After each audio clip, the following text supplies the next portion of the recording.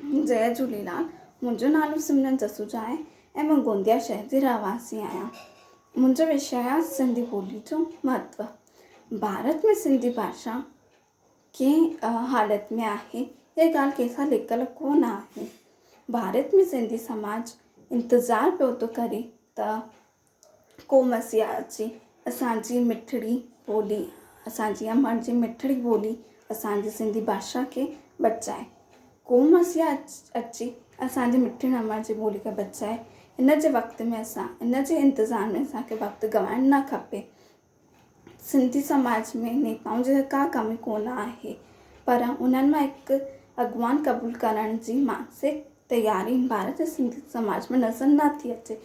सिंधी भाषा जे उपयोग वधीक में वधीक नथो थिए अॼुकल्ह, छाकाणि अॼोके समय में सिंधी समाज लाइ पंहिंजे संतान खे गैर सिंधी भाषा स्कूलनि में पढ़ाइण मजबूरी ऐं वक़्त जी ज़रूरत बणिजी वई आहे।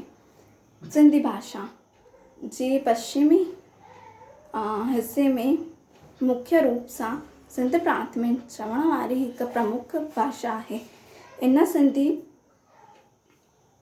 इहा सिंधी हिंदू धर्म जी मातृभाषा आहे। गुजरात जे कच्छ ज़िले में सिंधी ॿोली चई वेंदी आहे ऐं उते इहा कच्छी भाषा सां प्रसिद्ध आहे। सिंधी ॿोली जंहिंसां सिंधियुनि जी पहचान थींदी आहे, उन्हनि सिंधी माण्हुनि ई सिंधी ॿोलीअ खे पंहिंजे घरनि मां कढी छॾियो आहे। पर माण्हू विसरी विया आहिनि। जॾहिं असां सिंध मां ॾाढे भारत आयासीं त पाण सां गॾु सिर्फ़ु ऐं सिर्फ़ु असां पंहिंजी मिठड़ी अमर जी ॿोली पाण सां गॾु खणी आयासीं। सिर्फ़ु असां पंहिंजी मिठड़ी अमर जी ॿोली पाण सां खणी आयासीं। अगरि हाणे असां सिंधीअ में न ॻाल्हाईंदासीं त असां सिंधी कीअं कहलाईंदासीं? अगरि हाणे असां सिंधी न ॻाल्हाईंदासीं त असां सिंधी कीअं कहलाईंदासीं? जेकॾहिं मां कंहिंसां सिंधीअ में ॻाल्हाईंदी आहियां त मूंखे जवाबु हिंदीअ में मिलंदो आहे। मुंहिंजो चवणु आहे अगरि तव्हां सां को सिंधीअ में ॻाल्हाए थो त तव्हां बि उन्हनि सां सिंधीअ में ॻाल्हायो। अगरि तव्हां सां कोई सिंधीअ में ॻाल्हाए थो त तव्हां बि उन्हनि सां सिंधीअ में ॻाल्हायो। ऐं सभिनि खां पहिरियों मिलंदे जय झूलेलाल ज़रूरु चवंदा, ऐं सभिनि खां पहले जय झूलेलाल ज़रूरु चवंदा।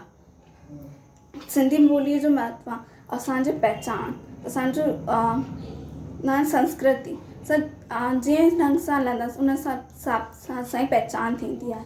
सभिनि खां पहिरियों असांजी पहचान असांजी ॿोलीअ सां थींदी आहे।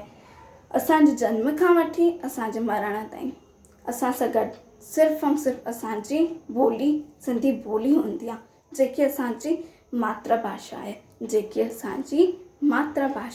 आहे। भले तव्हां अंग्रेज़ी हिंदी मराठी सिखो, पर गॾोगॾु पंहिंजी सिंधी ॿोलीअ जा अखर बि सिखो। अॼुकल्ह जा ॿार ऐं सिंधी माण्हू सिंधी ॻाल्हाइण में ॾाढो शर्माईंदा आहिनि।